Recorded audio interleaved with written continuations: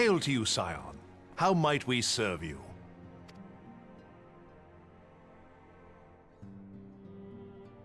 Commander Leveilleur bade you serve us? These are welcome tidings indeed. Given the sensitive nature of the task, I could not rely on one of my own.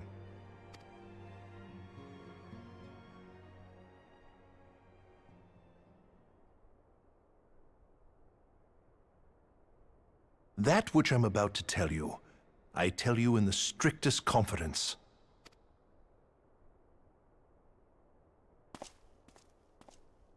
Some days ago, we received certain documents from an anonymous source. They notified us of the presence of a Garlean agent within the ranks of one of the grand companies. Following some discreet inquiries, we identified a suspect among the Immortal Flames, whom we detained for questioning. Alas, the man was not our agent. He was but one of many men in the agent's employ. We pressed the traitor for a name, but he had none to give. He claims never to have met his master, whom he knows only as the Ivy. He was, however, certain that this Ivy had coiled itself around every part of the Immortal Flames. It would seem our quarry joined the company some time ago, and gradually recruited others to his cause. These conspirators are the vines by which he learns our secrets, all without exposing himself. It won't be easy to identify the Ivy amidst this tangled mass of subterfuge, but we have a tendril in our hands, and we shall follow it all the way to the gnarled root.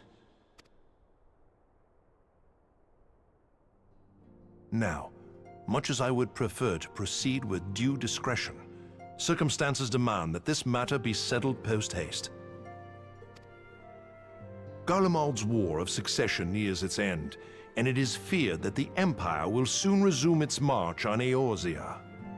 When it does, we can ill afford to have traitors in our midst. The Ivy must be rooted out now. We must begin by apprising General Reborn of our findings. I would ask that you accompany me to the Hall of Flames, and remain on hand to see that things go smoothly.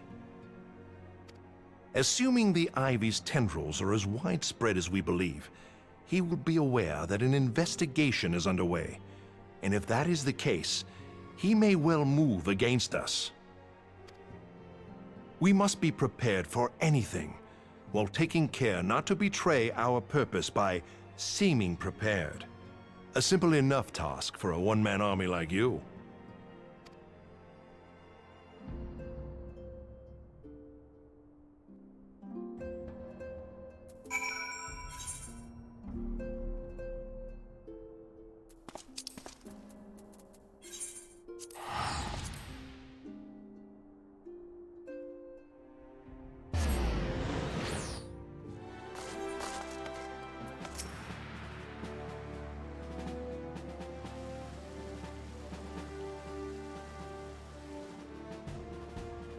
Well, well.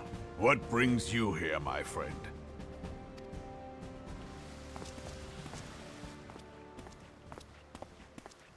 He is here at my behest. Greetings, Reborn. It has been a while. Hilbert, you old scoundrel. When they told me you'd be visiting, I scarce believed my ears.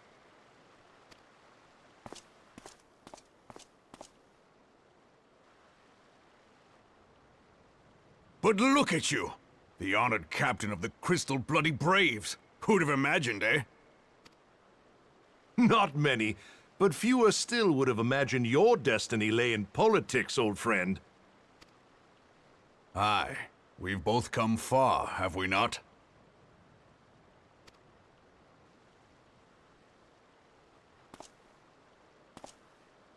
Lest you wonder, Hilbert and I go back a long way. We've been friends and rivals since we were lads. The last time we saw each other, Alamigo had just fallen, so you can guess how many summers it's been. And in all that time, not a word from the fool.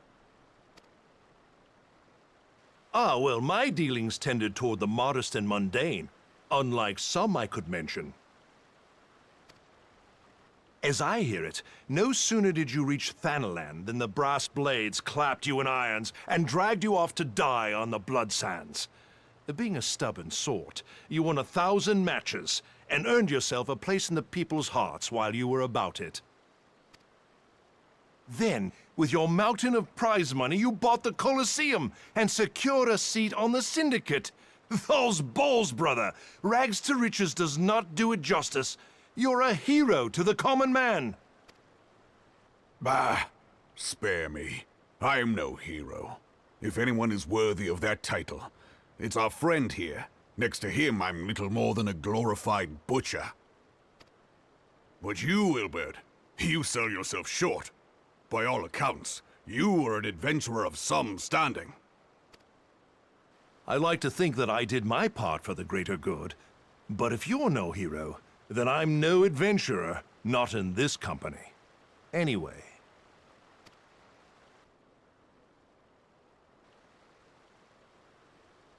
I have tidings. So there has been progress. I've let it be known that this meeting is a reunion between old friends. None will give your visit a second thought. To convene elsewhere would only attract attention. Let us speak here, in plain view of all.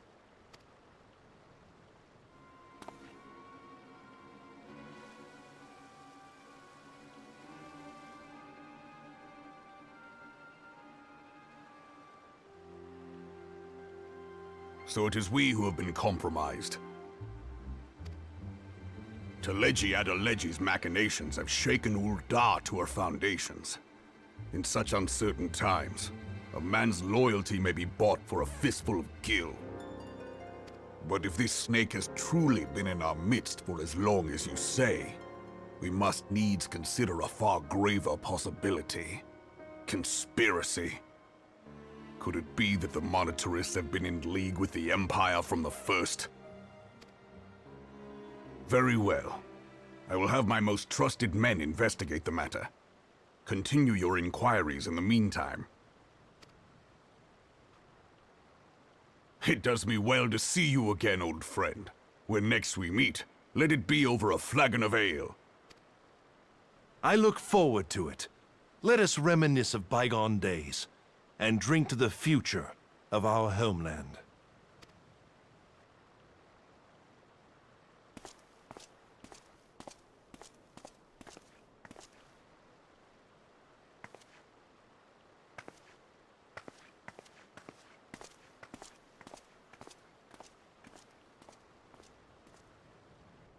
Flame General.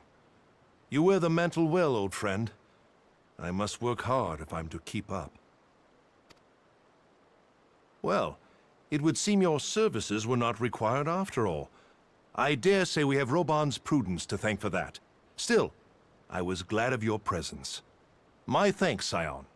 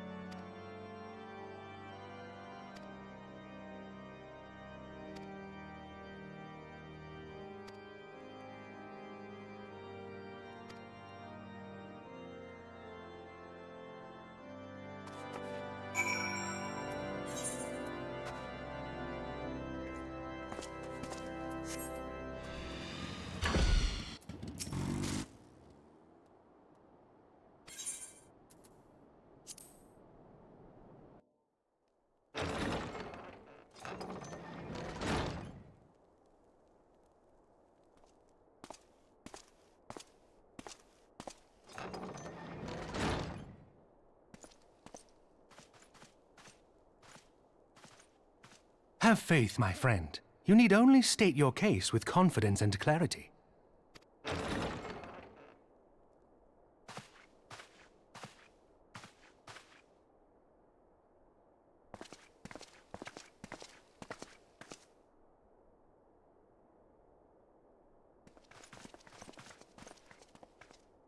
Commander Leveilleur, it is both an honor and a pleasure to meet you. I am Emeric, Lord Commander of the Temple Knights. Aphelion Light, at your service. Your reputation precedes you, Sir Emeric. I think we will find that we have much in common.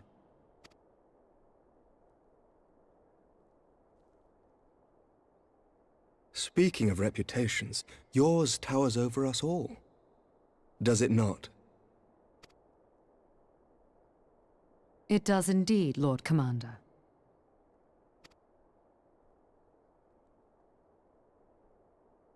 I am not too proud to admit that I have followed your activities with an interest bordering on fascination. Full glad was I to learn that you would be joining us. Now then, shall we begin?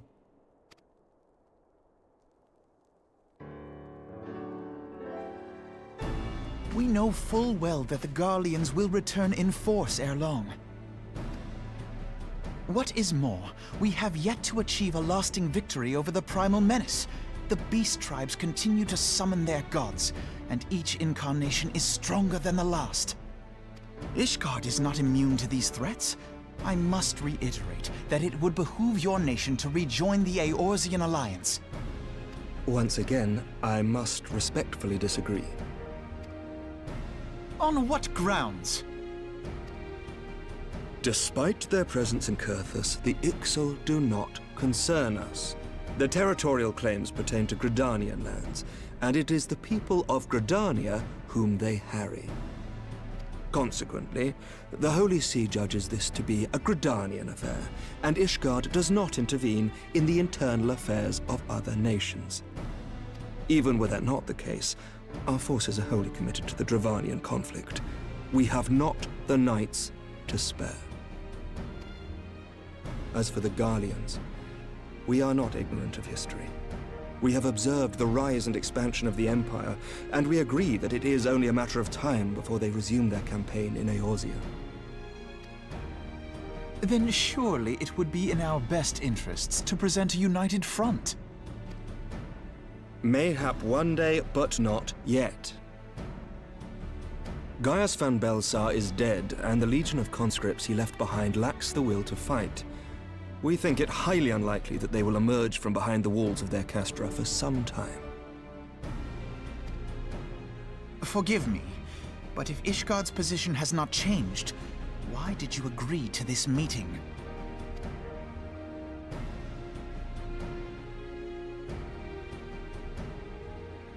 It was not only as a representative of Ishgard that I came here. Pardon? It is not within my power to change Ishgardian policy, regardless of my personal feelings. There is, however, one area in which I may exert a measure of influence. Concerns have been raised over the supplies House Fortin has offered to Revenant's Toll. These have led to calls for restrictions on the provision of aid to foreign powers. I can ensure that the shipments continue unabated. Sir Emeric, we would be in your debt. No, you would not, for I require something in exchange.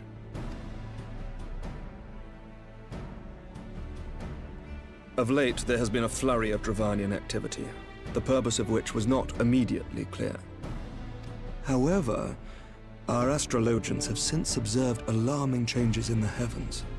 The dragon star waxes unnaturally bright, and there are whispers that it portends the resurrection of Midgard-Sorma.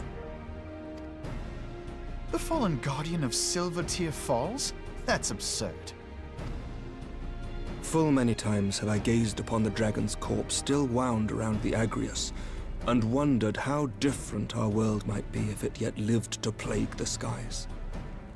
I do not know. and I do not wish to know, nor does any son of Ishgard. Yet the mere presence of Dravanian forces is not sufficient grounds to send knights to Mordona, whatever our astrologians say. As I told you before, we have not the forces to spare. But we do. So you will intervene on our behalf if we agree to watch over the Keeper of the Lake. Do you accept these terms? I do. I will see that you are kept abreast of any developments. I regret that we could not come to a similar agreement on other matters, but I understand that you are not at liberty to make such decisions. Nevertheless, I hope that what we have accomplished here today will serve to demonstrate to your countrymen that we can work together towards a common goal. Mayhap one day we shall look back on this moment as the first step towards a united Eorzea. Mayhap we shall, Commander.